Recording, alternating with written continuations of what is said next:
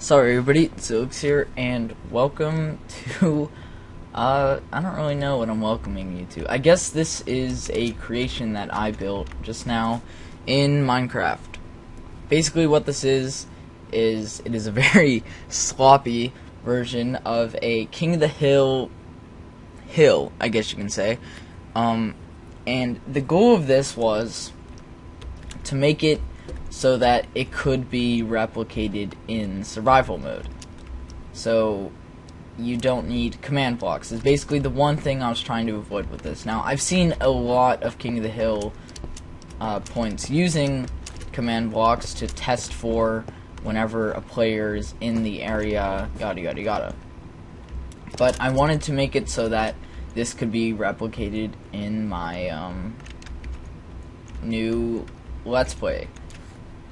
You may have seen the series, but basically it's me just making a bunch of things and doing survival. So I wanted to make a King of the Hill PvP map. So right here I built this in creative. Down here is all the redstone. So basically the way it works is you stand on the pressure plate, which sends a signal down here. Any pressure plate, they're all connected. It doesn't matter how many players you have, it'll all be the same speed. So if you have all 5, it'll be the same as just having 1. So that signals and is connected down to this line. I guess I can compact this a bit. There we go. So that comes down to this. The repeater was just here because originally this line was longer. I don't think you need it. You might though. And then this is a inverter, so the power comes down, turns off this torch, and then this hopper is powered, meaning that nothing can leave this hopper. This hopper is powered when nobody's standing on it, meaning nothing can leave.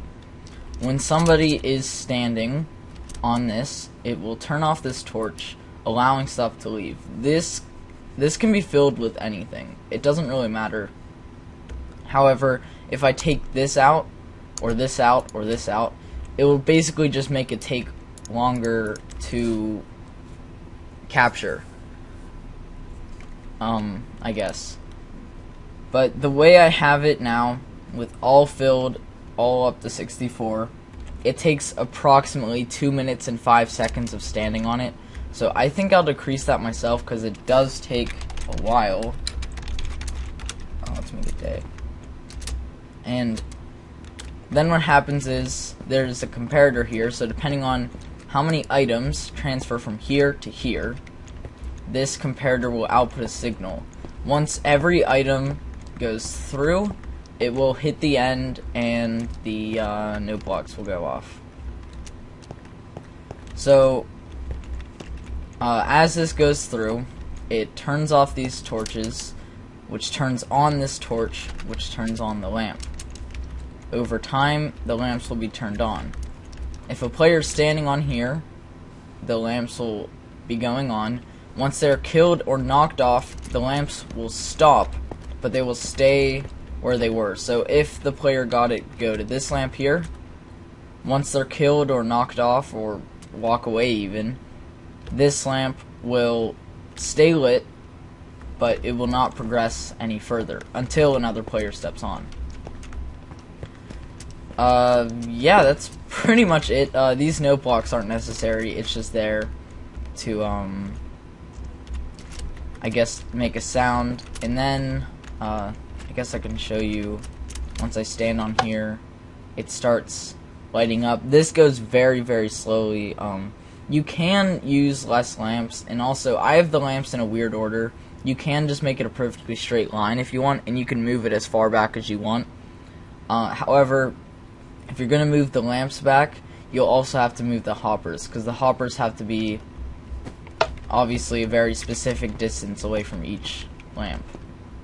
So yeah, as you see, once I got off, this no longer makes any progress because this torch becomes repowered, disabling anything from leaving that hopper.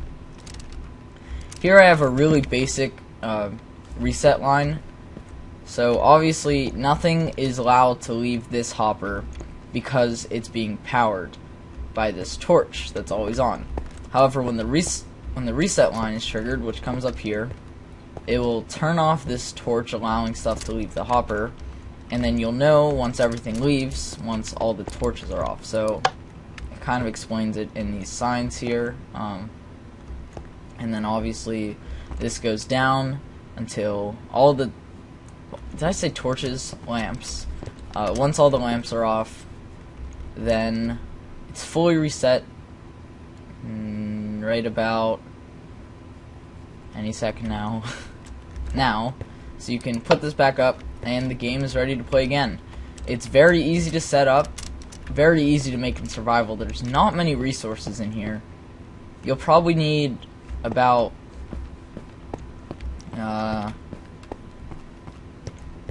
this is an estimate, maybe 2 or 3 stacks of redstone, which isn't too hard to get. You may even need less than that. You'll need some iron for the hoppers. You don't need any diamonds or quartz unless they change the repeater recipe. I can't remember if they did. I don't think they did though. So yeah, you obviously don't need the glowstone. That's just kind of so I could see down there. And that's about it. Obviously, you could move these back as far as you want or as close as you want. And you don't really need to make any adjustments to it. So really quickly, I'll just go past the redstone. So if anyone wants to copy it, it's all you need.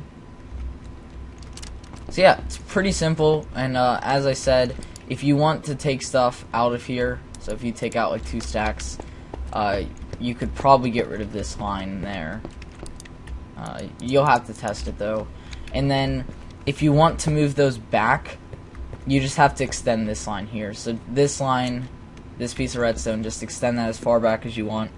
And then at the end of it, you'll need the block, the torch, 2 hoppers, and then all that hoopla.